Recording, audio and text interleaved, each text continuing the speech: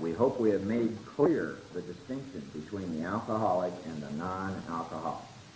In those 4 chapters, has everybody here become clear now about who is and what it is, the difference between a real alcoholic and a hard drinker, a moderate drinker, substance abuse, that kind of stuff? Why do most people stop and stay stopped? Sufficient reason. A real alcoholic who cannot stay stopped. All of us can stop, but we can't stay that way. Why was that? The obsession that exists where? In the mind of the alcoholic. Is everybody pretty clear about that? You all clear about the allergies? Clear about the fact that there's no choice in whether we're going to drink again? All of that has to do with something about alcoholism. We hope we've made clear the distinction between the alcoholic and the non-alcoholic. Okay, now if you're an alcoholic, write the word "me" above the word alcoholic, and read the sentence to yourself.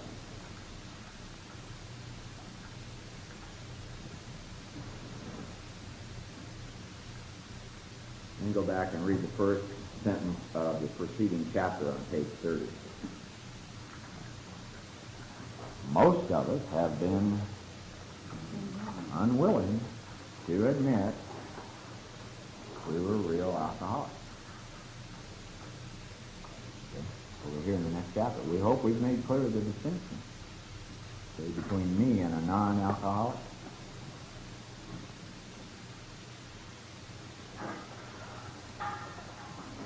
Okay, back on page 44.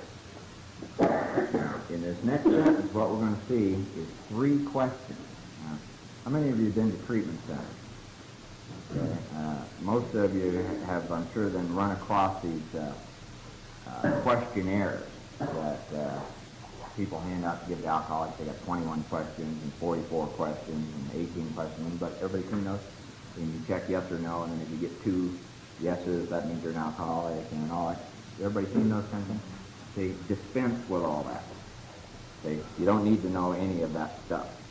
There's only 3 questions that really are appropriate here, and they're all in this sentence. So let's take this apart. It says, if, when you honestly want to. See, that's called tradition 3 in Alcoholics Anonymous. See, if you seriously want to stop drinking, are you here for some other reason?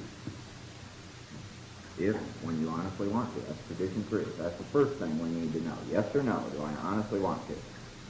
Check yes, move to the next part. See, you find you cannot quit entirely. Okay? Now, I honestly want to quit. Have you found that you can't quit and stay quit? That's the obsession that exists in the mind.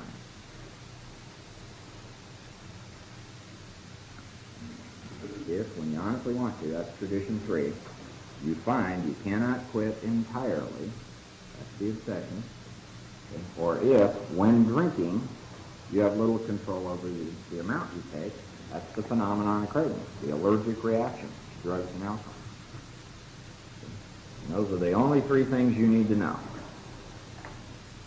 Do you honestly want to stop? Have you found that you can't do that on your own? Stop and stay stopped. Okay? And have you found that you can't control your drinking or your drug use when you're drinking and doing drugs? Okay? You don't need the answers to 44 other questions. Tradition 3, obsession, and allergy. And it's all anybody needs to know. Let's all read the remainder of the sentence together.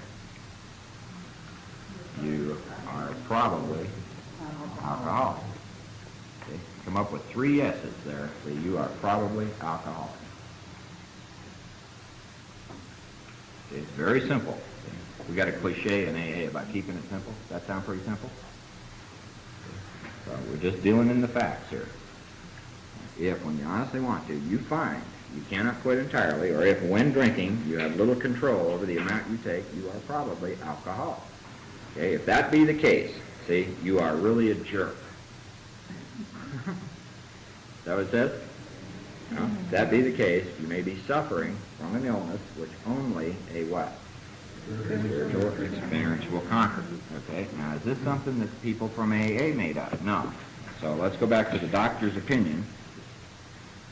To page 27, XXVII.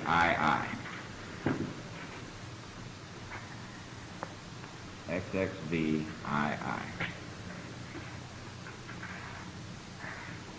Okay, we want to go to the last 3 lines of the top paragraph.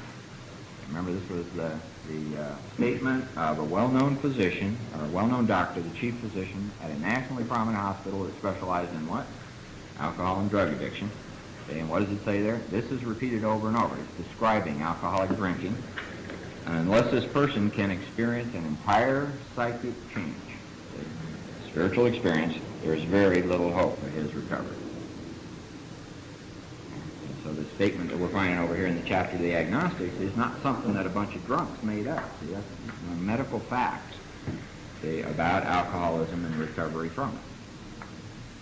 Let's go over it one more time. If, when you honestly want to, you find you cannot quit entirely, or if when drinking you have little control over the amount you take, you're probably alcoholic. Oh, shit. If that be the case, you may be suffering from an illness. See, it's not a moral issue. You're not a jerk, see, an idiot. You're not uneducated, too fat, unemployed, see, any of that other stuff. It's got nothing to do with your self-confidence, your self-esteem, what happened to you when you were a kid, or anything else. Suffering from an illness which only a spiritual experience will conquer. That's the diagnosis, recognizing the disease. And once the disease is recognized, what can we then do? We can predict the future. Okay? So here comes the prediction for the future. See, to one who feels he's an atheist or agnostic, such an experience seems impossible, but to continue as he is means what? Disaster. Especially if he's an alcoholic of the hopeless variety. Everybody remember the pine box we talked about back in the Doctor's Opinion? Okay. Let's all read the next about 8 words together. To be doomed to an alcoholic death. Yeah. Prognosis. Prognosis. Doomed to an alcoholic death.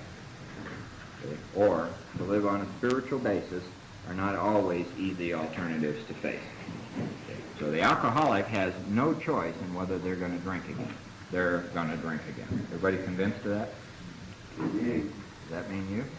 Okay, so what do you have a choice in? Recovery. That's where your choice is. So this is recover or die if you're a real alcoholic. That's the only place you got a choice. You're doomed to an alcoholic death, or to live on a spiritual basis are not always easy alternatives to face. Okay, so we're going to be presented with choice, and this is how we come to believe that a power greater than ourselves can restore us to sanity. Okay, but it isn't so difficult. About half our original fellowship were of exactly that type. At first, some of us tried to avoid the issue, hoping against hope we were not through alcohol. Anybody in here done that besides me? Tried to avoid the issue? Okay, just hope that going to meetings and discussing things and getting all involved in AA activities and all of that, see, and claiming that we've taken step 1, see, hoping against hope, see, but not facing the fact, see, that this is deadly. See, all the intellectual cha-chas and the why daddy questions and the chicken and egg kind of stuff and all the crap that we go through. See, anybody been through all that besides me? Yeah. See, why are we doing that? See, hoping against hope. See, that we're not really powerless over this. Okay, but after a while, now in my case, a while was a year. See, I stayed sober in Alcoholics Anonymous, doing activities and my feelings and all that for 1 year. See, and then I got suicidal. See, and I knew that I was either going to drink or I had to blow my brains out. There was nowhere else to go. See, so a while for me is a year. See, and you got to look and see how long a while for you is. See, that's what happens to most people in AA. See, after a while, they go get drunk. After a while, we had to face the fact. How many facts is that? 1 fact. See, we had to face 1 fact. See, that we must, well, there aren't any musts in the program. This is only suggested. See, we must find a spiritual basis of life, dash, or else. See, what does or else mean? Doomed to an alcoholic death. Okay, perhaps it's going to be that way with you. See, so what do we all need to ask ourselves? Is it going to be that way with me? See, am I going to do a cha-cha on this thing? Okay, but cheer up. Something like half of us thought we were atheists or agnostics. Our experience shows you need not be disconcerted. The word disconcerted means upset. if a mere code of morals or a better philosophy of life were sufficient to overcome alcoholism, many of us would have recovered long ago. Let's go back to the beginning of that sentence. Third word says mere. The word mere means trivial, lightweight, and insignificant. Trivial, lightweight, and insignificant. See? In other words, it's not industrial strength. Okay. See, in a lot of the AA meetings I go to, I hear lots of people, talking about new philosophies of life and the knowledge of right and wrong and thinking positively and, doing this, that, and it all comes down to codes and morals and philosophies of life. See, and that's what I used to do in AA. See, how I'm going to fix me and how I'm going to change me and how it's going for me. See, and what I'm doing today and blah, blah, blah. Anybody done that? Yeah. Does it work? Didn't work for me. See, mere, trivial, lightweight. See, and I got to thinking about this one day. See, I've done a lot of reading over the years looking for a solution to this. And I've read some pretty heavyweight kind of men and women out there in the world. There are some people who are just like light years, beyond me intellectually. Some of the great philosophers and all that kind of stuff. And a lot of those people, wrote books which changed the world, and then they died of alcoholism. See, some of the greatest ideas, afoot out there in the world, great philosophies of life. See, some of the greatest philosophical ideas, were written by people who died miserable, and screwed up. See, it's real interesting. So it's something that you can do some research on yourself. And in the face of alcoholism, even that stuff is mere. Now, I'm sitting here thinking I got the answers to what's going on. See? And some people with intellects way more powerful than mine have died of their alcoholism. See? So you might begin to ask yourself if your philosophies of life and knowledge of right and wrong and all that kind of stuff might be considered mere, in the face of an obsession that does not respond to reason. If a mere code of morals or a better philosophy of life were sufficient to overcome what? Alcoholism. See, many of us would have recovered long ago. See, but we found that such codes and philosophies did not save us no matter how much we tried. Anybody tried hard to be good, do it right? See, anybody put any effort into that? See, some of us do, some of us don't. I tried pretty hard. Says we could wish to be moral, we could wish to be philosophically comforted. See? Knowledge of what's going on in the world, that will save my butt. See? Didn't save mine. Did it save yours? Philosophically comforted. In fact, we could will these things with all our might, but the needed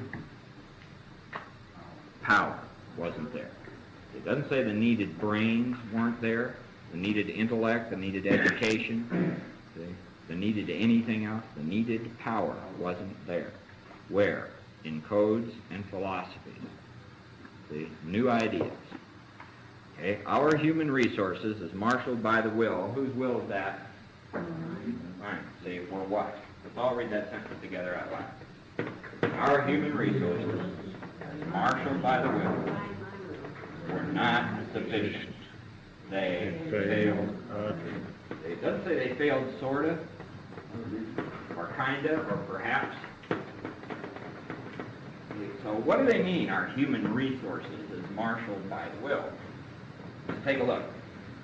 What are our human resources? What do you have to launch against the problem of trying to stay sober? Memory. Memory. There's a human resource. Meetings. Meeting. Group support. Sponsors. Frothy appeals. Huh? Frothy appeals. Frothy appeals? White knuckles. Froth, hugs, white knuckles. Everybody know what white knuckle is? Just willpower. Yeah. Cliches. Cliches. Sitting. Huh? Sitting. Sitting. All right. Desire stuff. Desire. Good. All human, right? What else? Exercise. Yeah. What do you say? Books. Books. Books will work. Huh? Paul?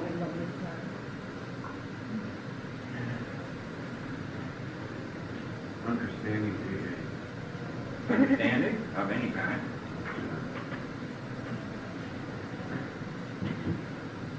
Work with other alcoholics. Huh? Work with other alcoholics. Yeah.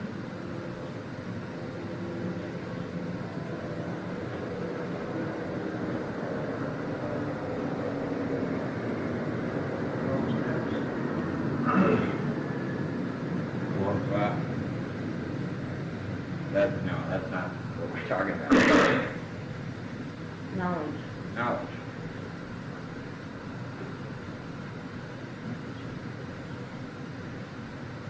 About a relationship. Yeah.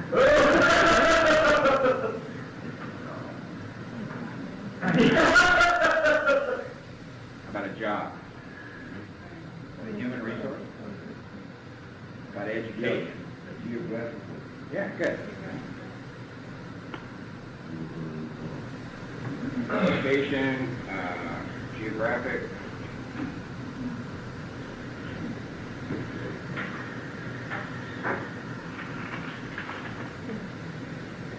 About intelligence.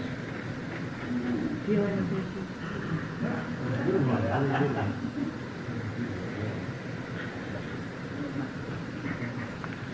Dealing. A friend of mine up in Sacramento says you're going to deal with anything, you ought to have a full deck. How about motivation? Is that a human resource?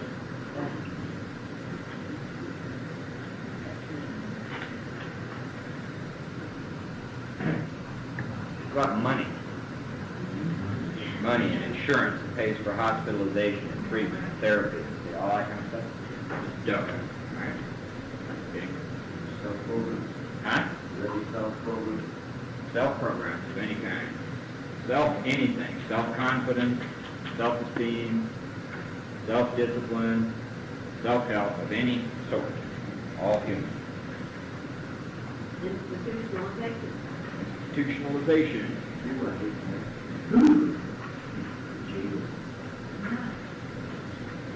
Fear. Yes, good. Choice. We think we're going to stay sober on choice. Is this choice a human resource? Yep.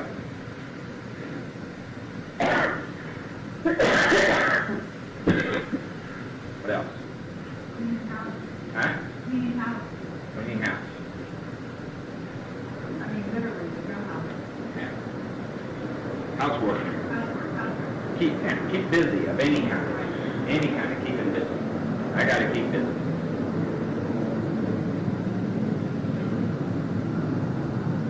About discussion. Is that a human resource? Discussion.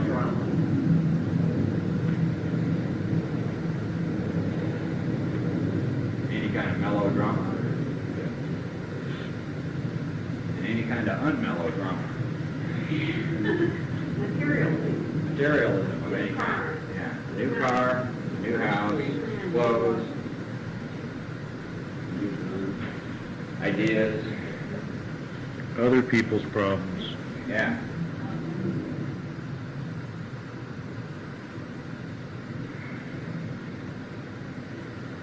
Get all involved in other people's shit so we don't have to look at our own. Yeah, willpower there. Huh? Willpower. Willpower. Great.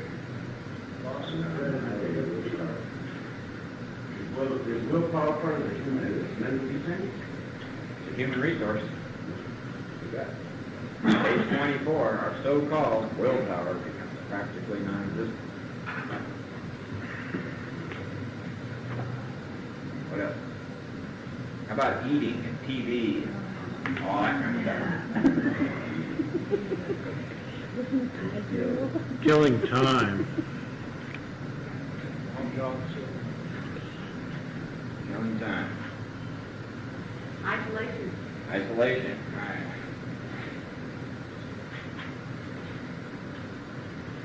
Depression, self-pity, self-hate, self-loathing, all that kind of stuff. Human resources.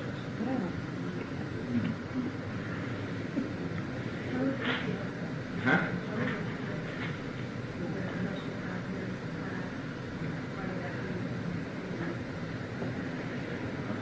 because it's human stuff, and people get all, suicide, good.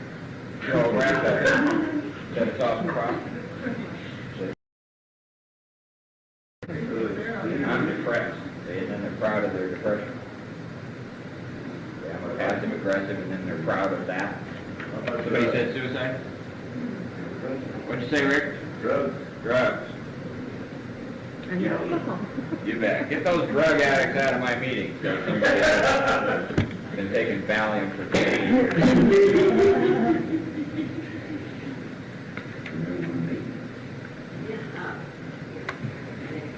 Huh? Drugs. How about book thumping? Chanting the Yeah. program. See, how about learning what's in the book, see, and then talking about that, but not doing it? So that's what book something is? Yeah. Learning about Yeah. family. Huh? Your family. Family, good. Church. Huh? Church. Church, right. Anybody in here ever gone to church and ended up drunk? Huh? Big bad. Anybody been disfellowshipped for being drunk? Religious convictions are very good, but... Okay, you think if we spent an hour doing this, we could probably fill the board up a couple times? Yeah. All kinds of human resources? Okay, see, now the sentence in the book right here says, our human resources as marshaled by the will. That means our will. See, we really have a long laundry list of things in life to select from. Have any of you put these things together in any kind of combination, trying to change your life? Did it work? Or did it fail you utterly? Human resources as marshaled by the will fail utterly. Okay, so everything we got on the board, plus everything else we could possibly think of, see, under the term human resources, will not prevent you from starting to drink again. See, no matter how you put it together, if you are a real alcoholic. Everybody pretty clear about that? See, there ain't any group support or love. We didn't put love up here. See, that is going to solve this problem.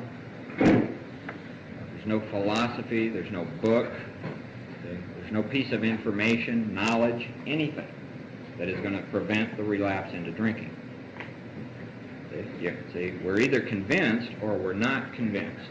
See, unless we're convinced, the solution, see, is useless to us.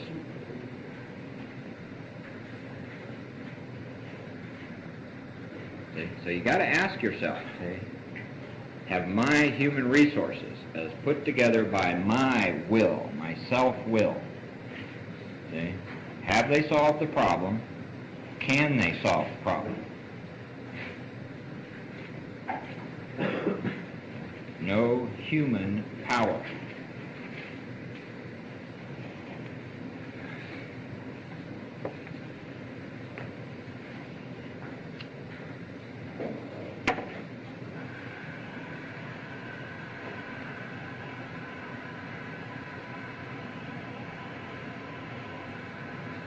Just one more thing. See, we have some things written up here on the board now. See, that a lot of people think AA is all about, like meetings and hugs and cliches and all that. See, we're not putting it up here to say it's bad or wrong or don't do it. See, we're putting it up here so everybody gets to see that it ain't the solution. See, stuff's okay. It has its value. It's not the solution. None of that has anything to do with coming to believe that a power greater than ourselves can restore us to sanity, see, which is what we're trying to get to here. Okay, one more time. It says our human resources is marshaled by the will. Whose will? Us, our own. See, we're not sufficient. They failed utterly. Does anybody doesn't know what utterly means?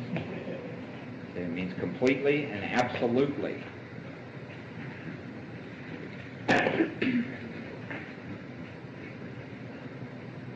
Okay, now let's look at the next sentence and begin to ask yourself, how have you interpreted this sentence? See, what the words say is lack of power. That was our dilemma. See, most of us, see, we read that and we start to interpret it. See, lack of relationship, that's my dilemma. See, lack of happiness, that's my dilemma.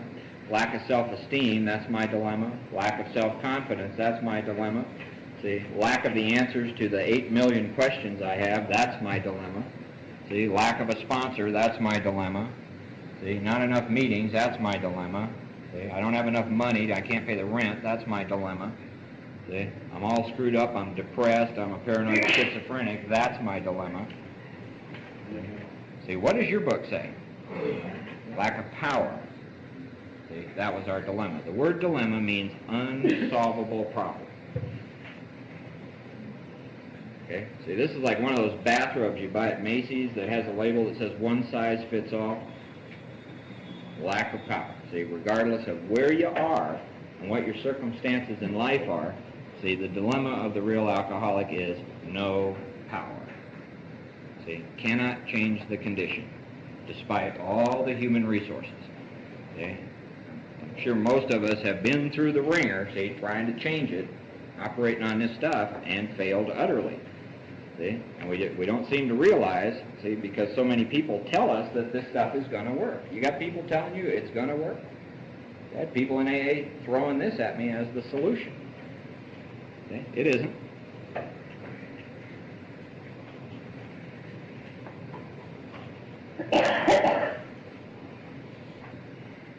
Lack of power, that was our dilemma. Okay, we had to. See the words had to? See, we had to. What does had to translate into? Must. See? Had to and must are pretty much the same thing, aren't they? No must in the program. So we, who's the we? The first 100 people, see, in Alcoholics Anonymous, had to. See, find. See, what's the difference between find and believe? Action. You got to go look, right? See, half of us believe there's a coffee cup in the van, the other half don't believe. None of us have found out. See, only people who go look are the ones who find out. See, so belief is insufficient. We had to find a power by which we could live. All right, now see the word power? See, do you translate that into person when you read it?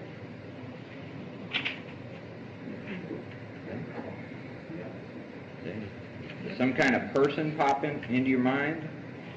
See, when you read that? See, and when you think of the concept of God, does the word person pop up instead of power? See, we had to find a power, not a person. Not a human conception of anything. Not a human anything. See, it's a power. See, and we all need to begin to understand what power is, what it means, and like let go of our old ideas about person, the human-looking thing. One of the great examples I've ever heard was a guy who was talking about looking out over the Catalina Channel out of the window of his house and noticing that there were a whole bunch of boats out in the channel. And they were all different sizes, and they were all different colors, and they had different kinds of people running them, and they were all going in different directions. But the same power was pushing them all, and you couldn't see the power. See? They were all operating on the wind. See? The ones that knew what they were doing were getting somewhere, and the ones who didn't know what they were doing were going around in circles, and their sails were flapping. Okay? See? But it's the same power for all of them, and the power wasn't human. See? We had to find a power by which we could live, and it had to. Okay? Had to means what? Okay? It had to be a power greater than ourselves. See? Greater than all this put together. See? A power greater than ourselves. What do italics mean when we read the book? Don't pay any attention to that. This is unimportant. This is skippable, right? Okay, what does the next sentence say? Let's all read it together out loud. Tough sentence, isn't it? Okay, now, we need to understand why that's obvious, because a lot of us don't. I didn't write it first.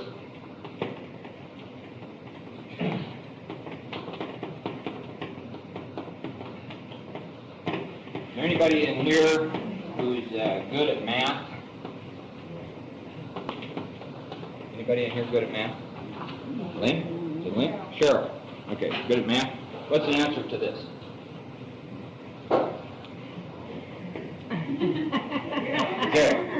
Okay, is there any dispute about the answer she just gave? 0 plus 0 equals 0. Okay, that's pretty clear, right? What does the word obviously start with? Oh, all right. See, so here I am. I walk into Alcoholics Anonymous. I don't know what the hell's going on. And I think that my real problem is I'm not in a relationship and that kind of stuff. See, so I go find Miss Wright, see, in AA. Now, I found a relationship. See, but in terms of power, what have I found? Zip. Okay? Now, here I am. I think I need a job. I found a job. How much power have I found? I think I need a sponsor, with 30 years. How much power have I found? I think I need to go to 90 meetings. How much power have I found? I think I need a place to live. How much power have I found? See, I'm finding a lot of things, aren't I? I'm acquiring a lot of stuff while I'm going to AA. How much power am I finding? See, it's greater than none. See, now, the endless list of things that we like to talk about in Alcoholics Anonymous. See, the gifts of sobriety we call it, but no power. No power. You can add these columns up in any direction, and what's the answer always going to be? 0. See, obviously, see, we need a power that is greater than ourselves. See, but it's pretty hard to come to believe that if you think, see, that you got power, or that something you can do or find or put together, see, is going to give you the power to be happy and stay sober, see, and keep you that way. Got to be convinced. We had to find a power by which we could live, and it had to be a power greater than ourselves, obviously. Obviously. See? So ask yourself, what have you been pursuing in Alcoholics Anonymous, see, to solve your problem? See? What have you been acquiring and seeking? See, that's what we all need to look at. Hugs, ideas, activities, jobs, monies, relationships, sex, videos, eating, list is endless of no power things, see, that we can do, see, and then end up drunk. Okay, next sentence, see, it says, where and how were we to find this power? Okay, now there's two things in the sentence we need to look at. The word where means location, so make a little note in the margin of your book. Where means location. See, so they're going to tell us where we're going to find the power, where to look. See? And we need to be convinced of that. Now, once we know where to look, then what's the next thing we need to know? How? See, what's chapter 5 start with? How. See, that's a method. The word how means a method. Okay, so first we got to know the location of where we're looking for this higher power and experience of it. See, and then we need a precise set of directions on how to do that. Okay, and that's what chapter 5 and 6 and 7 are all about. Okay, so where's location, how is method? Where and how were we to find this power? See, because we don't know. Okay, well that's exactly what this book is about. See? So what is the book exactly about, now that you read those two sentences? Where and how to find a power greater than yourself. Remember, it's a textbook. Okay? Its main object is to enable you to find, see, not to believe in, to find a power, not a person. See? What kind of power? Greater than yourself. What's the power going to do once you find it? Solve your problem. See? Now, most of us, see, we come in, and especially those of us who've been in a lot of treatment and therapy and self-help, see, we can't get over this idea, see, that we're about solving problems. See? And it gets reaffirmed for us in many of our AA groups that we're supposed to solve our problems. And we keep looking at all these things, and we keep putting them into operation, and we're, see, and we're all trying to solve our own problems. See? And the book is telling us something quite different. It says you can't solve your problem. See? Therefore, the solution is stop doing anything about your problems and find a power greater than yourself. See? And once you do that, see, God, however you understand God, is going to solve the problem for you without your help. See? And to me, that makes some logical sense. See, let's just assume for a moment that there is a God, and he or she is wherever he or she is, and can see everything in the world, and sees me stagger into AA, see, and start solving my problem. And going, oh man, hasn't that guy caught on yet? See, he can't solve his problems. See, so then, see, I start praying, see, and asking God to solve my problem. See, but I got this blueprint I want him to put into operation for me. And he's going, you haven't caught on yet, have you? See? Look at the smoking ruin of your life, see, and tell me you know how to solve your problems. See? See, it doesn't make sense when you think about it. See, so my task as an alcoholic is simply to find an experience of God. That is what is going to solve my problem.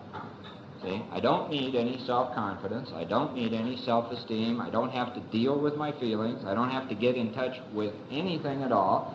I don't have to find a little child within. I don't have to do any of that. See, that's all somebody else's ideas.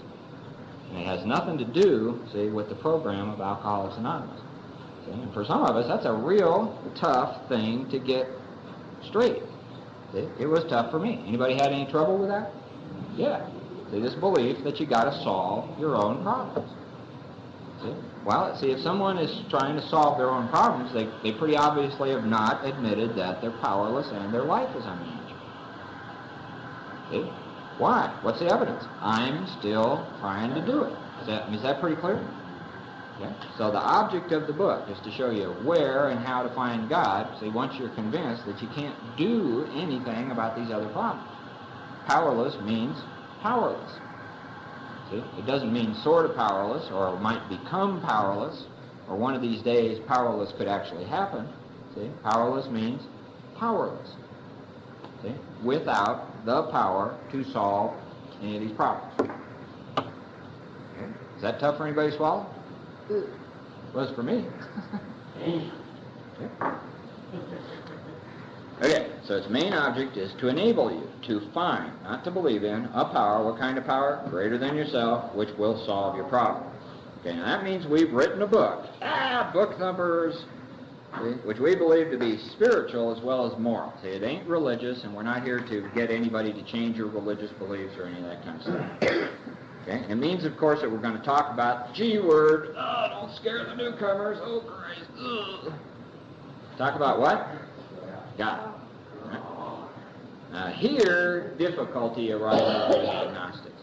See, and if you ever want to know, see, whatever your home group is and any AA meetings that you go to, see, just notice the group's attitude to discussions about God as the solution, a higher power.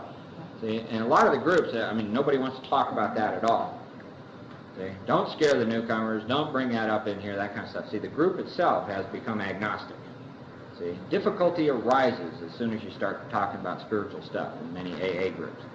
See, so notice that the next sentence, see, describes many of the groups. See, here difficulty arises with agnostics. Many times we talk to a new man and watch his hope rise as we discuss what? His alcoholic problems and explain our fellowship. See, and that's, see, in a lot of the groups, that's all you can talk about safely. See, everybody wants to talk about alcoholic problems and the fellowship. See, but, see, the face falls, see, when we do what? Speak of spiritual matters, especially when we mention God. See, so that's not just with individual alcoholics. See, in many cases, that's with the groups that we go to. The face falls. Don't bring that up. Don't talk about that in here. You're going to scare the newcomers. Take that, you know. Okay, so look at your own experience. See, does your face fall? See, when we start talking about spiritual matters, you get closed-minded and upset. See? His face falls when we speak of spiritual matters, especially when we mention God. See, for we have reopened a subject which our man or woman thought, and where did he or she think this? See, that he had neatly evaded or entirely ignored. See? So ask yourself, have you done any neat evasions? See, when it comes to this whole matter of God and a higher power and a spiritual experience? See? Or just entirely said, the hell with it, I don't need that. Neatly evaded or entirely ignored. Okay? It says, now we know how he feels. All right, see, so if you have been someone, who gets pretty upset when spiritual stuff is talked about, see, what they're telling us here is that they were the same way. See, most of these folks, had a whole lot of trouble, see, once they were offered a spiritual solution. This is tough stuff for a lot of us to swallow. It was hard for me at first.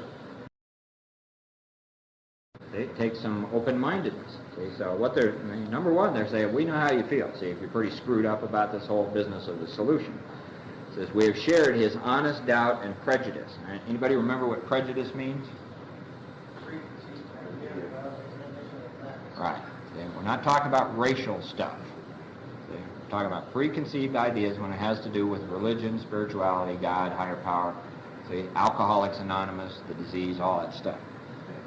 Okay. It says, some of us have been violently anti-religious. Anybody in here been pissed off about God and religion anywhere during the life? Yeah, I was. Okay. To others, the word God brought up a particular idea of him with which someone had tried to impress them during childhood. See, one of these particular ideas is that God is human somehow. See, and a lot of us really reject the hell out of that. Okay, so we, put that word person instead of power every time we read the steps. Okay, so look at your old ideas about God. It says, perhaps we rejected this particular conception because it seemed inadequate. Screw that. I'm out of here. Okay, and with that rejection, we imagined that we had abandoned the God idea entirely. Okay, and this is very interesting. If a human being at some point in their life does abandon the God idea, then they have to rely on something at that point. What do they have left to rely on? Self. Right? Does that make sense to everybody? Okay, once you totally abandon the God idea, or you may never have had it to begin with, see, what is the basis of your life at that point? What are you going to rely on? Self-reliance. Right?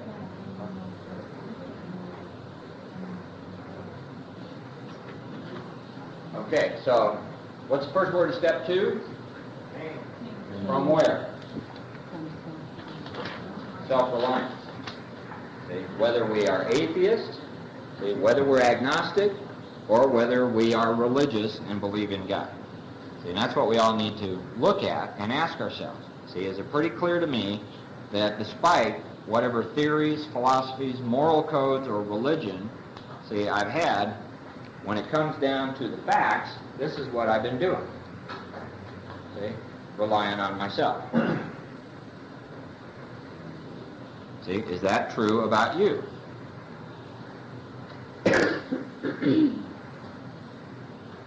Nah. Remember John Belushi? Nah. Okay. With that rejection, we imagine we had abandoned the God idea. How much? Entirely. See, have you been entirely self-reliant up to this point in your life? I was. My first year in AA, entirely self-reliant. See, while I'd go to meetings and talk, God, yes, prayer, da-da-da-da-da. See, well, what's the evidence of what I actually do in my life? I rely on myself. Okay.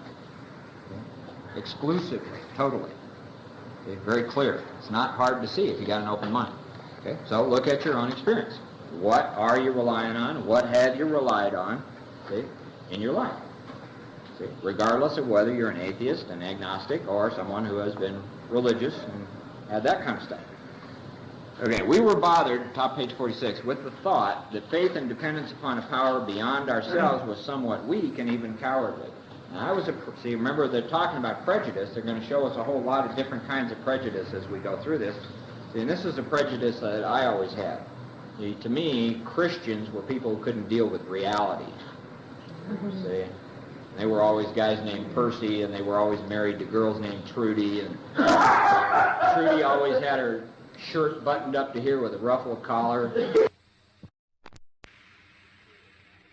And superior attitudes. And I never realized the difficulty and the strength of what it takes to actually rely on God in the world.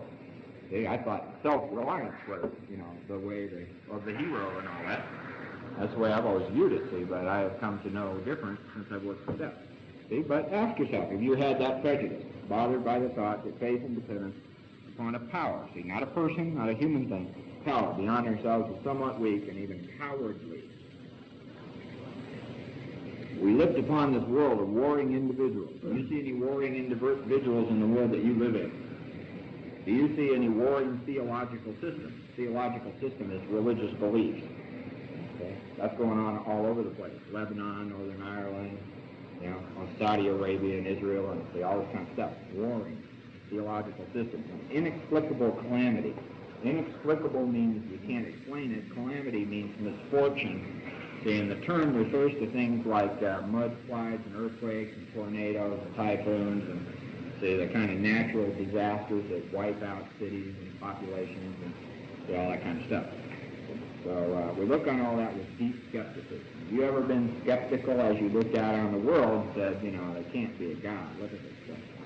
Okay? Now, it may be an honest doubt and prejudice. A lot of us have it. Okay, we looked at scants. So scants means out of the side of your face, like, yeah, right. Okay, so we looked at scants at many individuals who claim to be godly. Okay, have you got any trouble with guys like Jimmy Swaggart and Baker and some of the TV evangelists and things? These guys that get in trouble buying money and drugs and sex and all that kind of stuff. And there they are waving the Bible and preaching the word and then doing something totally different. Has that ever made you wonder? Is how could a supreme being have anything to do with it all? You ever wondered that? Has that ever bothered you? See, if there's a God, how could he let this kind of stuff go on? Yeah, it makes me go like that. Okay, and who could comprehend? Comprehend means figure out or get it. Okay, who could comprehend a supreme being anyhow?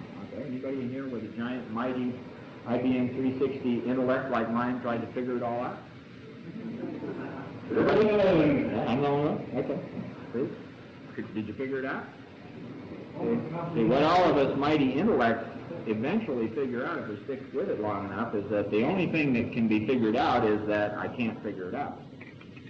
That's what I finally figured out. You can't figure it all out. Okay, yet in other moments we found ourselves thinking, when enchanted by a starlit night, who then made all this? You ever done that? I used to get drunk and go down to Mexico, and I'd stay down there and just lay on the beach on my back drinking tequila and looking at the stars, and I just cry. And I just get all emotional and weepy and all kinds of stuff. Do that for a couple of weeks, come back, start raising hell again. Okay, there was a feeling of awe and wonder, but it was fleeting and soon lost. So have you ever had that? That ever occurred to you, looking at, sunset, or those of you who are parents or been around like 2 or 3-year-old kids, and sometimes they do things that are so goddamn cute, it's almost inhuman. And this thing happens, and you go, whoa. It's really incredible. Okay, yes, we of agnostic temperament have had these thoughts and experiences. See, so what are they telling us here? See, that many of them, the original people in AA, see, they were not saints. See, a lot of them weren't, they weren't religious, God-fearing people. See, they were anti-religious, atheistic, pissed-off troopers. See, they probably were a lot like me, running around attacking everybody else's spirituality and faith and all that kind of stuff. I did a lot of that. Okay? So, yes, if we of agnostic temperament have had these thoughts and experiences, let us make haste to reassure you. Okay, so, see, if you've got some ideas, see, that you're too screwed up in the area of God, too much hate, too many old ideas, all that, too much attack on churches, too many sins, all that sort of stuff, see, you're not excluded. You can still find this solution, no matter where you've been up to this point. There are no requirements to have loved God, before, or to have been religious, or to have been anything other than what you were, see, and where you've been. Okay? So no matter, what's going on in your life, see, this solution is for you if you want it. Okay, we found that as soon as we were able to lay aside what? Prejudice. Right? Now that's the second time we've seen that word. What does prejudice mean again? Preconceived ideas without an examination of the facts. Okay? Now, see, what we're going to do as we go through this is this word is going to pop up over and over again. Say a total of 7 times as we go through chapter 4, which leads us to believe that the people who wrote the book, they have an idea that we might have some prejudices. Okay? So what would be the first prejudice? Yeah.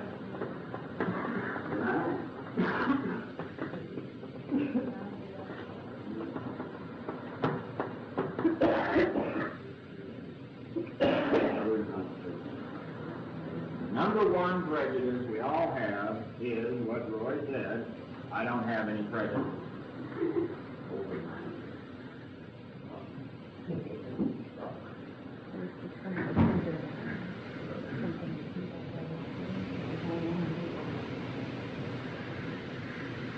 That's the number one prejudice. See, and that comes from what's called a closed mind. Okay? So what would an open-minded person do as we go through chapter 4? Begin to ask ourselves, do I have some prejudices? And if I do, what are they? And where did they come from? Okay. Do I have them?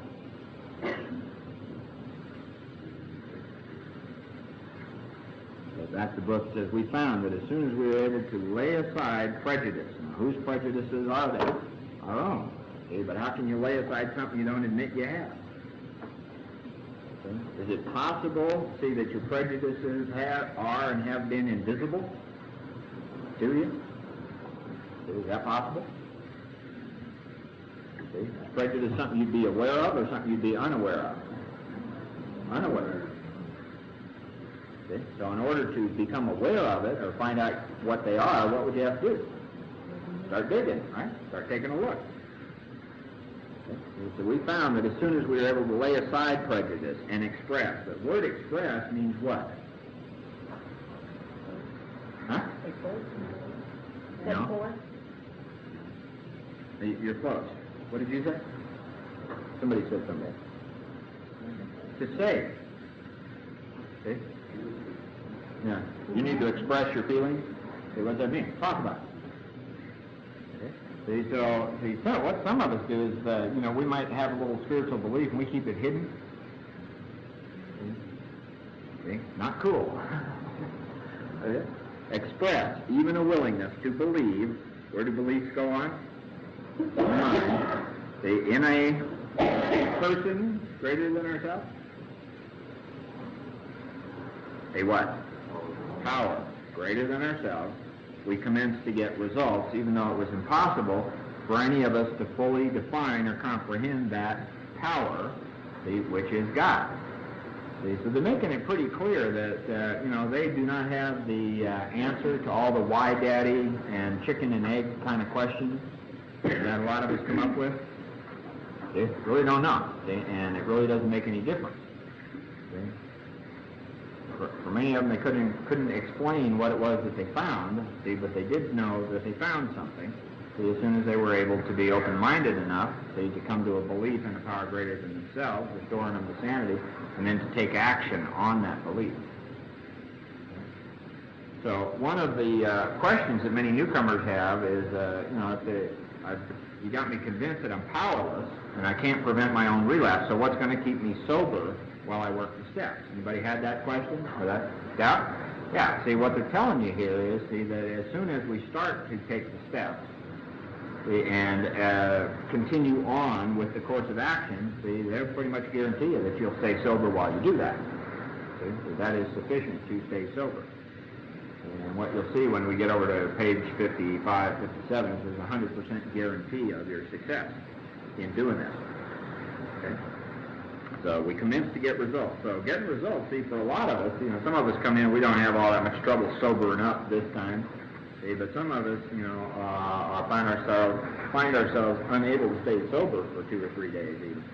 See, and so the results that a lot of us need, see, have to be immediate. Okay, so if you're someone who is really having difficulty staying sober even a day or two, see, that makes a lot of sense to me. And what I can tell you is that what you find in this book, this program of action, see, will get you sober, and it will keep you that way. Okay? Results means sobriety, even though we can't answer every question in the universe about God. Okay, much to our relief, we discovered that we did not need to consider another's conception of God. Now, remember when we went through Bill's story, we all started to take a look at what our old ideas about God were. And I'm sure that some of us found out that many of our fears and things came out of still considering other people's conceptions, things that we learned when we were kids, hanging on to that. See, a lot of the trouble that a lot of us have with God is coming simply from the fact that we are still considering somebody else's conception of God. You may have been stuck with it all your life. So take a look at it. See, that stuff becomes prejudicial to recovery.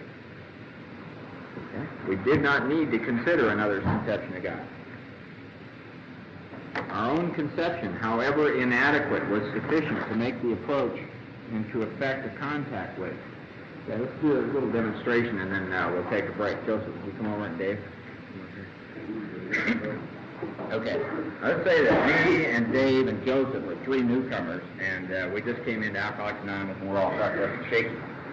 Now, see, I'm an atheist, and Dave is a Catholic priest, and Joseph is an agnostic. All right, but what's common to all of us? We're all shaken. See, we can't stay sober. All right, see, so you start talking to us about admitting that we are powerless over alcohol, we can't keep ourselves sober. Okay, and all three of us, we look at our experience and we see that that's true. All right, but we're still shaken. Okay, and then you start talking to us about coming to believe that a power greater than ourselves can restore us to sanity. All right, now I'm over here on the atheist, and I say, well, that's not possible. There is no God. See, Dave says, because he's a Catholic priest, well, I already believe in God. I'm God's representative. See, and Joseph's over there going, I don't know whether it's possible or not, but where are we all? Shaken. See, we're all fucked up. See, so all three of us, see, are going to have to come to a new belief that we didn't have when we walked in the door. See, and that is a belief that a power greater than us can restore us to sanity. See, so I come to whatever belief I come to, very difficult because I'm an atheist. Dave's got this wonderful conception of God. He's been into God his whole life. He's a Monsignor, he's whatever he is. See, and Joseph's over there, with his doubts and all this kind of shit. Well, maybe it's the wind, and maybe it's the moon, I don't know. See? Okay. So, see, all three of us come up with a belief, see, that there is a power that can restore us to sanity, and what are we still all doing? Shaking. Okay? So now all three of us have to make a decision based on the belief that we came to. Now, will my beliefs be the same as Dave's? Will Dave's beliefs be the same as Joseph's? Will Joseph's belief be the same as mine? No. See, we're all going to have a different concept, see, but our concept will include the idea that God, as we understand him, can and will restore us to sanity because we don't want to goddamn shake anymore. We don't want to drink anymore. All right, so now what do we all have to do? Me, Dave, and Joseph all have to make a decision. See? We got a very serious, life-threatening decision. It has to be made. Step 3, that we are going to turn our will and our life over to God. And you guys are all looking at Dave going, well, wait a minute, he already did that. Maybe not. See? See? See? That's something he's going to have to face. What's been running his life. See? Very interesting, huh? See? So his concept of God might get in the way of his recovery. See? Does that seem possible to you? Yeah, see, old ideas in any form, see, because what he and I have in common is not the Roman collar, see, is we can't stay sober, see, so we have a decision to make, see, so now you tell us that the next step is to do an inventory. How many of us have to do that? All three of us, see, about what? Resentments, fears, and sex problems, see, then all three of us have to go to confession, don't we? See, step 5, and all three of us have to follow the path. See, and if all three of us do that, something miraculous is going to happen called you don't shake anymore, your attitude changes. See, now he'll go back and be a much better Catholic priest than he's ever been before. See, Joseph probably won't be an agnostic anymore. He's going to know that there's a power greater than himself. See, and I'm the atheist, see, and I'm going to be real clear that I was wrong in what I believe. Okay? But regardless of where we are as we go out, see, from having done the steps, we're all going to be clear of one thing. We're not drinking anymore.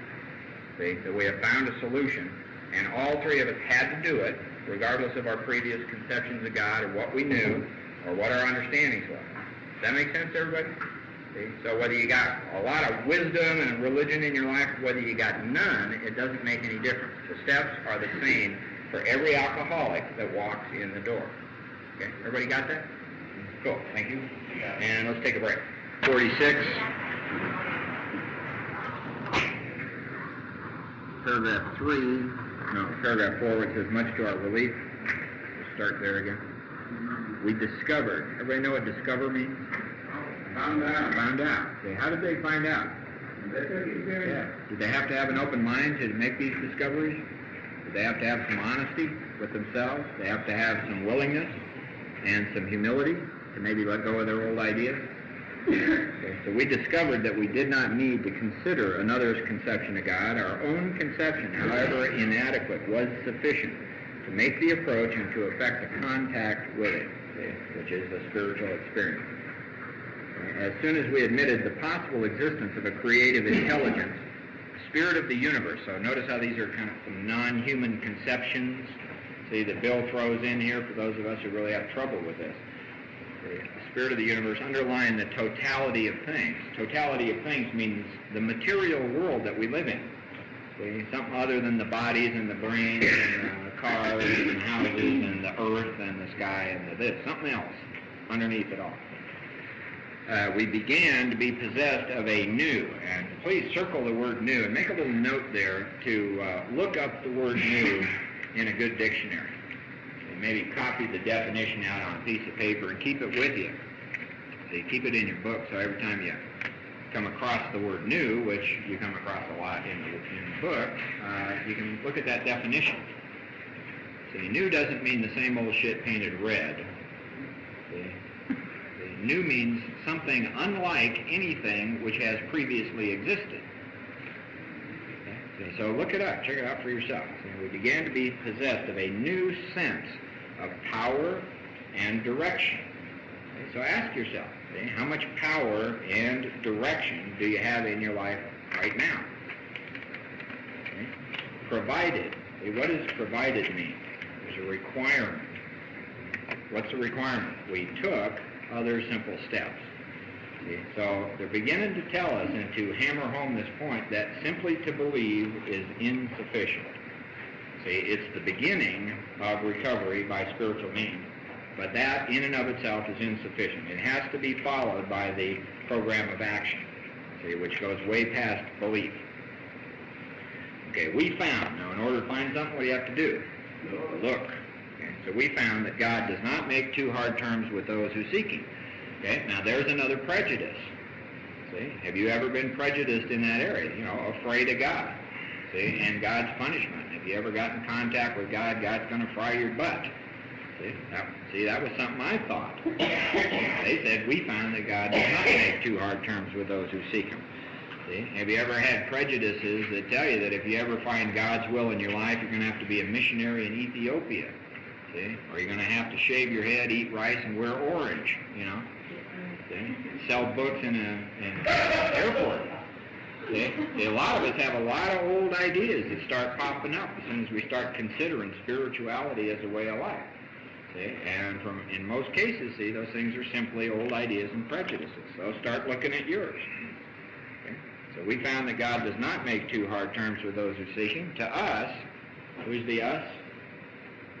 Verse 100 people, the realm of spirit is broad, roomy, and all-inclusive, never exclusive or forbidding to those who do what? What is the difference between earnest seeking of God and attendance at AA meetings? Is there any difference? Is there any difference between earnest seeking of God and discussion of your feelings and your problems? Yeah. See, is there any difference between earnestly seeking God and getting hugged by somebody? Okay. It's never exclusive or forbidding to those who do what?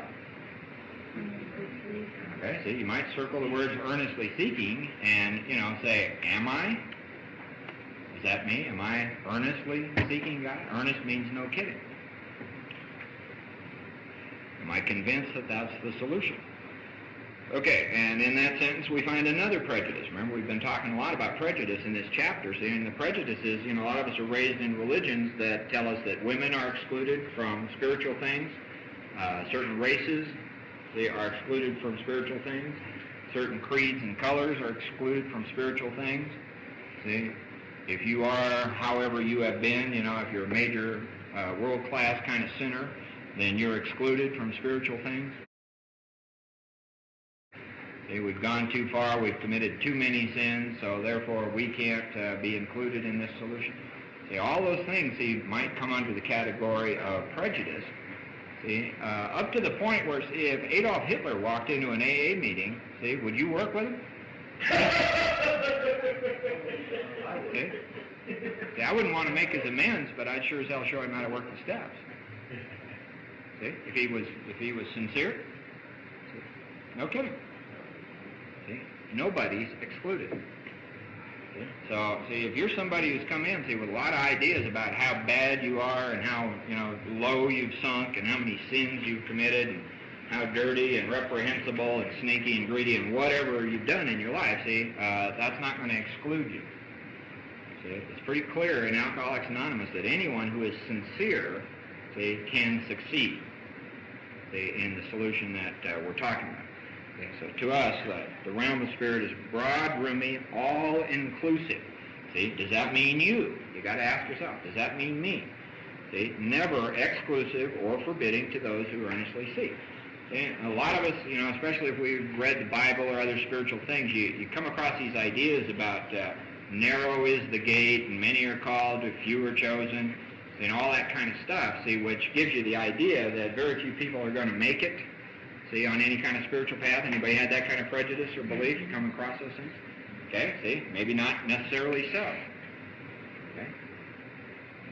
Never exclusive or forbidding to those who earnestly seek. It is open, we believe, to all men. Now, the word men in that sentence means mankind. See, it includes men, women, children, and you'll see that more and more as we go through the chapter and the remainder of the book. See, this is not, a white Anglo-Saxon Protestant male middle class program.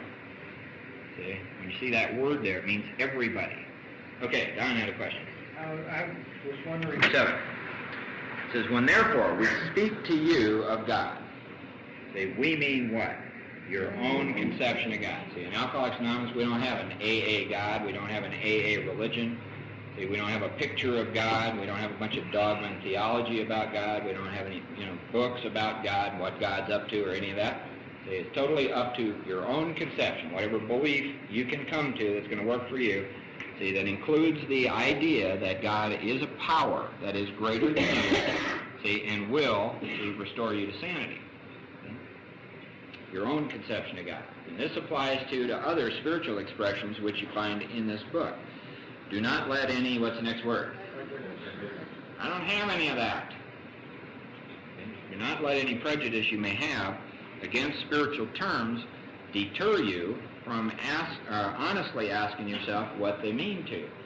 And you might just notice that as we go through this whole book study, see, I'm always asking you to do what? Ask yourself. Check it out for yourself. Be honest with yourself. Don't believe me. So don't let your prejudice get in the way of doing it. Okay, at the start, this was all we needed to commence what? Okay, you might underline the term spiritual growth there. It's going to come up 2 more times before the end of this paragraph. To effect, see, everybody know what effect means in that context? To bring about, see, to effect our first conscious relation, see, that's an experience with God as we understood Him. Okay, afterward, see, after what? After going through the process. See, we had to start. See, now afterward, we found ourselves accepting many things which then seemed entirely out of reach. See, so if a whole lot of spiritual stuff and religious stuff seems pretty much out of reach to you at the moment, that's okay. See, all you need is one simple belief. See, and that's the belief in step 2. See, and other than that, you don't need, a whole lot of knowledge of Bibles, dogmas, theologies, religions, spiritual matters. You don't have to know the order of the cosmos. You don't need any self-esteem or self-confidence or any of that. Okay? It says that was, what's the next word? Underline the word growth. What kind of growth? Spiritual growth. See, so that was growth. See, now pretty obviously that's growth. See, if they said that after we worked the steps we found ourselves accepting many things. See, so that was growth. See, but if we wish to, what's the next word? Underline that one. See, now we see the word grow 3 times in that paragraph. Growth, growth, and grow. If we wish to grow, we had to begin somewhere. Okay, so we used our own conception, however limited it was. Okay, now let's say that if we were going to take a break, see, and about 5 of us needed to go to the bathroom, see, so I need some help here. Joseph, would you stand up? And Don, would you stand up? And Kristen, would you stand up? And Rick, would you stand up? And I'll be the 5th one. Okay, now let's say, we were going to take a break, and all 5 of us needed to go to the bathroom. All right, now what would happen, see, as we aimed that way? See, I am impeded here, see, by this table and a bunch of people. See, so in order for me to go that way, I'm going to have to turn and go in an entirely different direction in order to get there. I got to go this way. See, and then I got to go this way. See, now Kristen doesn't have that problem. She's got a straighter shot at it, so she's going to head straight for it, and then she's got to make a left and then a right. See, Rick is going to be going in a different direction than Kristen and I. See, all Joseph and Don have to do is make a left. Left face, boom, straight down. They got a straight shot. See, why is that? All of us are starting in a different place. See, none of us are in the same place. Okay? So if all of us hopped on Don's lap and sat in one thing, see, we still wouldn't be in the same place. See? So everybody who walks into Alcoholics Anonymous is in a different place. Mentally, emotionally, spiritually, educationally, financially. See, we're all in different places. Okay? But we can all do what? See, what would you notice that was in common among the 5 people headed for the bathroom is we're all taking steps, aren't we? See, that's how we're getting where we're going, even though we're not starting at exactly the same place. Does that make sense to you? See, so, thank you all. See, if you think you have to be somewhere else in order to get started, you don't. See? You don't have to go anywhere other than right where you are in order to get started. So you use your own conception. So it says we needed to ask ourselves but one short question. Okay, now who is the we? First 100 people. Okay, now they say that this is a need that they have, see, in order to take the second step. So if they're telling you that they needed to do this, see, do you think that you might need to ask yourself the same question? Are you open to that? Do you have the need to know the answer to the question that's coming up? See, the question is, do I, who's I? Each of us individually. What does the word now mean? Here in the present moment. See, so do I now believe? Where do beliefs exist? Mentally convinced. See, or am I even willing, see, to believe that there is a what? See, that's one short question. See? And that's what you need to know. See? Or do you now believe, see, that human beings are going to solve your problems? Or do you now believe that just going to meetings is going to solve your problem? Or do you now believe that you can handle your feelings and emotions and that's going to solve the problem? See, what do you now believe? See, that's the question we all need to ask ourselves. This is what step 2 is about. See, now, in order to believe that there is power greater than ourselves that can restore us to sanity, we're going to have to leave some previous beliefs. Does that make sense? To come from those? Does that sound like it might be a comfortable process for anybody? Maybe not. Kristen's going, whoa. Okay. As soon as a man or a woman can say that he does believe or is willing to believe, we emphatically assure him. Everybody know what assure means? Guarantee. See, that he's on his way. What does that mean? See, as soon as you can admit, see, that you are powerless over alcohol, if you're convinced of that, see, and that you can believe that there is a power that can restore you to sanity, see, and you're willing to take the steps, you will stay sober. See, we emphatically assure him, see, that he is on his way. Now, how is it that they make that guarantee? Next sentence. It has been repeatedly proven. See? If they have proof, it's not something they believe, it's something that they have experienced and seen. See? It has been repeatedly, over and over, proven. See, that among us, who's that? The first 100 men and women. See? That upon this simple cornerstone, a wonderfully effective spiritual structure can be built. Okay? See, so we're beginning to see in these 2 paragraphs, see, something which is quite opposite of what many people in AA believe. Okay, and that is that, we can get ourselves sober, and then we have the luxury of getting into some spiritual growth if we ever need that. Okay? But you got to get yourself sober first. Anybody ever thought or believed that? Heard that in AA? You got to get yourself sober. Keep coming back, white knuckle it, bring the body and mind will follow, just go to 90 meetings, this too shall pass, all that stuff. Get yourself sober. See, relying on who? Yourself. Okay, now, has anybody in here got any experience that hasn't worked for you? See, that never was the message of Alcoholics Anonymous. See, the message was that spiritual growth, definite, real spiritual growth will produce the sobriety that you're looking for.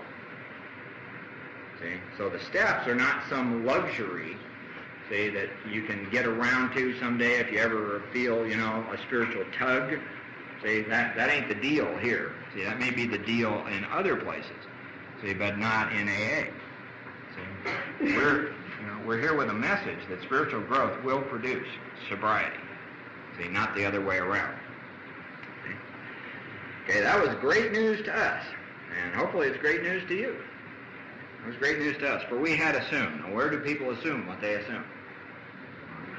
In the mind. See, the coconut is full of things like convictions and assumptions and beliefs, all of which turn out to be prejudices. See, so here's another prejudice, this assumption. You got to ask yourself if you've ever had this one in any form. We had assumed we could not make use of spiritual principles unless we accepted many things on faith which seemed difficult to believe. My own experience is when I was a kid and being raised a Catholic, there were a lot of things that I questioned. Stuff having to do with virgin births and assumptions into heaven and, triune gods and just on and on and on. A lot of religious things that I questioned and for which there seemed to be no ready or competent answers. See? And so the answer to all the questions I had was, take it on faith, me boy. See? Over and over and over. You just have to believe it's a mystery. See? And if you don't believe it, you go into hell and you fry for all eternity. See? And, I just do one of these. Screw you. Okay? See, and everything I have ever run into in terms of spirituality in my life, was always asking me to believe things that were very difficult for me to believe. All right? See, now, in the program of Alcoholics Anonymous, you're not asked to believe in anything at all except one simple fact. See, that there is a God. You can conceive of that God in any way you wish. See, but that God is a power that is greater than ourselves. See, and that God, if found, will remove the obsession to drink alcohol. See? And nothing beyond that is required. No self-confidence, no self-esteem, no dealing with feelings, getting in touch with anything, none of that. No discussions of problems, nothing beyond that is necessary. Okay? Is that pretty simple? Pretty clear? Okay. We needed to ask about how many short questions? One. That's it. See? Do I believe or don't I? If I do, then I'm going to make a decision and seek. If I don't, then I won't make a decision. If I don't make a decision, I won't seek. It's very simple. Okay? So that was great news to us, for we had assumed we could not make use of spiritual principles unless we accepted many things on faith which seemed difficult to believe. Okay? When people presented us with spiritual approaches, how frequently did we all say? So ask yourself if you've had this attitude. I wish I had what that man has. See? And I generally did that, but I did it secretly. I didn't let anybody know that that's what I really wished. See? Because that would make me look weak and stupid, I thought. Okay? But I really did envy people who seemed to have something rock solid in terms of faith going for them. I wish I had what that man has. I'm sure it would work if I could only believe as he believes. But I don't. I don't. But I cannot accept it as surely true. See, here I am. I got all these questions and doubts and what-abouts and why-daddies and, say, what came first and all that. See, I can't accept as surely true the many articles of faith which are so plain to him. How do you get there? Okay, see, and I had that exact same view of my sponsor in Alcoholics Anonymous. See, I don't know. I wanted what he had, see, because he seemed to be pretty solid. Pretty different from the way I was. See? And, I'm a shortcut kind of guy. I always have been. See? So I wanted what he had. I didn't want to do what he did to get it. Okay? See? Anybody in here into, instant breakfast when it comes to recovery? See, I want to be wise and wonderful like this. See, I don't want to do the work that somebody who solved the problem has done. Okay? I cannot accept as surely true the many articles of faith which are so plain to him. So it was comforting to learn that we could commence at a simpler level. So where is the simpler level? Right where you are. See, in whatever circumstances you're in, with whatever beliefs or disbeliefs or doubts or ignorance or knowledge or what, see, whatever you got, that's where you are. And that's where you start. See? Don't have to go to any dogma classes. You don't have to get baptized. You don't have to do any of that kind of stuff. Okay. Besides the seeming inability to accept much on faith. Anybody in here got that inability? You find difficulty trusting other people? See, when it comes to your life and your emotions and your pains and your fears and all that? See? Most of us have that. We're pretty closed up and we've got this inability. Okay, so besides that, see, next sentence says next page, we often, what does often mean? A lot. See, not a couple of times, not every now and then. See, we often found ourselves. So they found themselves this way. It meant they had to look handicapped. Handicapped means disability or disabled. See, by three things. Obstinacy. Everybody know what that means? Stubborn. See, being stubborn. Sensitive. Everybody know what that means? I'm a sensitive alcoholic. See, what is that? What's the evidence of that? Being touchy. Okay? And unreasoning prejudice. See, what doesn't respond to reason? Obsessions. Right? Prejudice or preconceived ideas. So you put unreasoning prejudice together, see, a closed mind. Blam! Maxwell Smart. 17 layers of rebar and cold steel and concrete. Okay.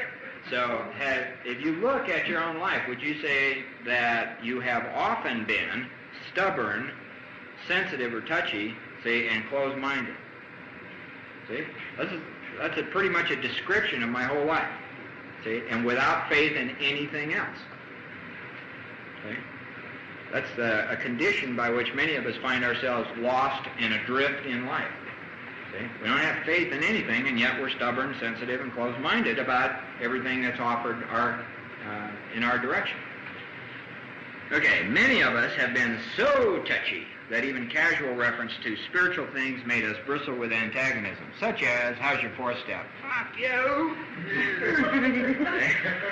Work your own damn program. See? Don't scare the newcomers with that God shit. These are just suggested steps. See? We're here to talk about alcohol. See? People get real touchy and sensitive, see, when we start trying to talk about a solution. They might look at your own experience. Have you been? Okay? Bristled with antagonism. Everybody know what a bottle brush is? Everybody know what a bottle brush is? You put it down in there. See, would you do your underarms or between your legs with a bottle brush? Why not? Why not? Bristles. See? Why? Because of the bristles on the brush. Nobody would do this with a bottle brush, right? And definitely not this. Okay. So, I don't mean to be crude when I'm trying to make it right. When you see the word bristle, ask yourself, see, what is your experience of that? Senate Judiciary Committee is doing that. Sort of what? Thinking. See, where's this thinking going on? In the mind. Had to be what? Abandoned. Okay. Has everybody in here, been somewhere along the line driven through the desert and seen an abandoned shack out there? Somewhere out in the deserts. They're all over the deserts of Southern California, and they're all around here too.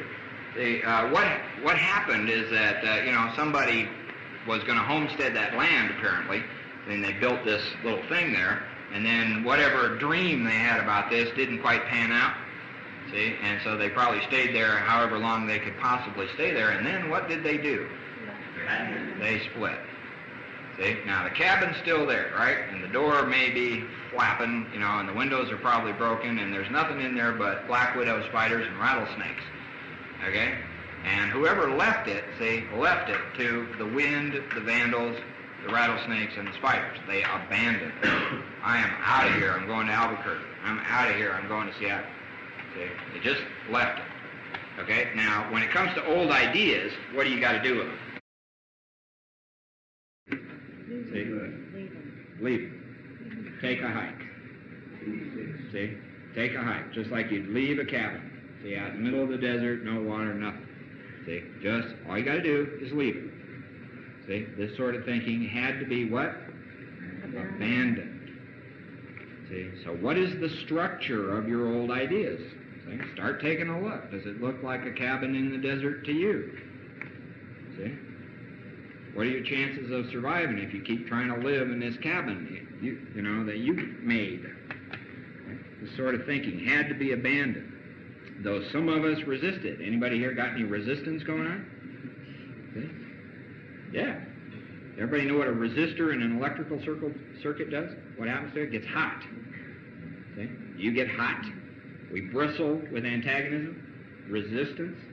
See? Where's the resistance coming from? Closed-minded. See? What is the resistance? See? So though some of us resisted, we found no great difficulty in casting aside such feelings. Faced with what? Are you? See? Is that what you're faced with? See, that's what I was faced with. That's what made me open-minded. See? I wasn't a chemical dependent person. I wasn't a substance abuser. I wasn't a hard drinker. See? I was faced with alcoholic destruction. See? Are you? See? Faced with alcoholic destruction. We soon became as open-minded on spiritual matters as we had tried to be on other questions. Okay, does everybody know that there are states that have lotteries, like California and Illinois, I think New York, some of the other ones? See, sometimes the jackpots and those things get up pretty high. Okay, let's say you go home from this book study and your phone rings. See, and you pick it up and they say your name and you say, yeah, that's me. And they say, well, this is, Art Howe or whatever. It says, I'm the director of the California Lottery. See, and I'm sitting here with a ticket that was picked last night. Saturday night is when we draw. Has your name, address, and phone number on it. It's worth $82 million. Would you be open-minded to checking that out? See? See? Would you check it out? See, it might be a hoax, it might be a joke, but do you think you'd check it out? Probably be open-minded to something like that. See? If you got a letter in the mail from some obscure lawyer in Albany, New York, who said, you're a distant cousin, see, of the da-da-da-da-da family, and the last heir just died and left a fortune of $250 million. See, you think you'd be open-minded to checking that out? Yeah. See, that's what open-mindedness is. See, you'd be willing, see, to at least take a look, right? See, we soon became as open-minded on spiritual matters. See? Have you been open-minded to the 12 steps and to spiritual matters? Soon became as open-minded on spiritual matters as we tried to be on other questions. In this respect, alcohol was a what? Great persuader. It finally did what? It beat us into a state of reasonableness. See? How bad have you been beaten so far? See? If you aren't beaten up badly enough, just imagine how badly you felt last time you were drunk, or the worst it's ever been, and imagine that times 10. Because that's your future. Alcohol is a great persuader. It finally beat us into a state of reasonableness. Sometimes this was a tedious process. Tedious means tiresome and time-consuming. See, have you spent a lot of time thinking you had it made and ending up drunk? Have you spent a lot of time beating your head on walls, trying to solve problems that don't seem to get solved? Tedious, time-consuming.